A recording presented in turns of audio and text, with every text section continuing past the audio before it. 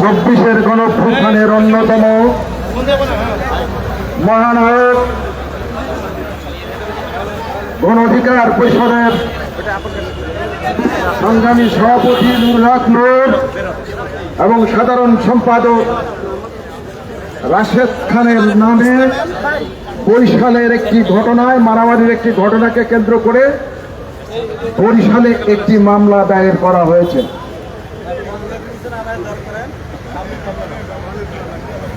এটা কিসের আলামত? আমরা ফ্যাসিবাদ শাসন আমলে দেখেছি, শেখ হাসিনার সময় দেখেছি, খালেদা জিয়ার নামে বিভিন্ন জায়গায় মামলা দায়ের করেছে শেখ হাসিনা। পেট্রোল বোমা, খালেদা জিয়া পেট্রোল বোমা মেরেছে এমন মামলাও করা হয়েছে। সেই ঘটনার কি পুনরাবৃত্তি ঘটছে? বাংলাদেশে এখন এরকম একটি ঘটনা ঘটবে, একটি রাজনৈতিক দলের শীর্ষ নেতার নামে শুধু নয়, যিনি 24-এর গণঅভ্যুত্থান সৃষ্টি করেছেন সেই নেতার নামে মামলা। এটা কিসের আলামত?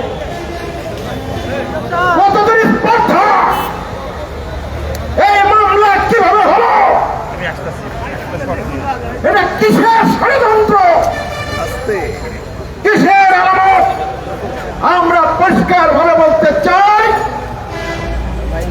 পরাজিত ফ্যাসিবাদ পালিয়ে গেছে, কিন্তু চূড়ান্ত ভাবে পরাজিত হয় নাই। এই জাতীয় পার্টির কাঁধে পা দিয়ে এই ফ্যাসিবাদ বাংলাদেশে আবার ঢুকার পায়তারা করছে। সেই ষড়যন্ত্রের অংশ হিসেবেই নুরুল হক নূর এবং রাশেদ খান সহ গণ অধিকার পরিষদের নেতৃবৃন্দের নামে মামলা করা হয়েছে। আমরা স্পষ্টভাবে বলতে চাই, এই সরকারের উদ্দেশ্য বলতে চাই, অবিলম্বে বরিশালে কি হচ্ছে দেখুন, অন্যথায় এর পরিণতি কিন্তু ভালো হবে না। যত আরামে ক্ষমতায় রয়েছেন, আমাদের সমর্থনেই রয়েছেন, আমাদের কারণেই রয়েছেন, আমাদের রক্তের বিনিময়ে রয়েছেন, আমাদের নামে মামলা। আমাদের গণ অধিকার পরিষদের 12 জন নেতা এই আন্দোলনে স্পটে নিহত হয়েছেন। সেই রক্ত ঝরানো সংগঠনের নামে মামলা। এই মামলা বাংলাদেশের জনগণ মেনে নেবে না। অবিলম্বে এই মামলা প্রত্যাহার করার ব্যবস্থা করেন, অন্যথায় পরিণতি কিন্তু ভয়াবহ হবে এবং আন্দোলনকে সৃষ্টি করে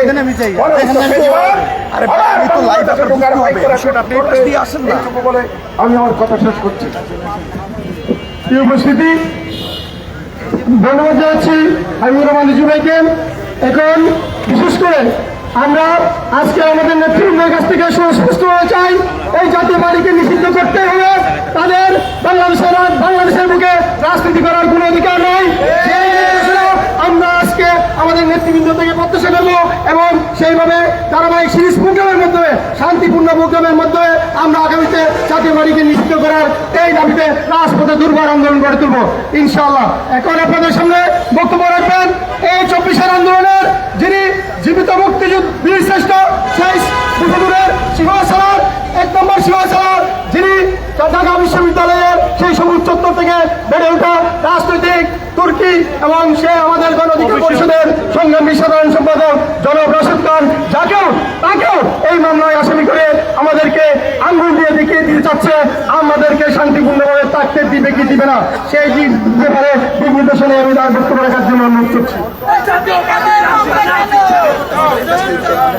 জাতীয় পার্টির আস্তানা ভেঙে দাও, ঘুরিয়ে দাও। জাতীয় পার্টির আস্তানা ভেঙে দাও, ঘুরিয়ে দাও। ভেঙে দাও, ঘুরিয়ে দাও। জাতীয় পার্টির আস্তানা ভেঙে দাও, ঘুরিয়ে দাও। জাতীয় পার্টির আস্তানা।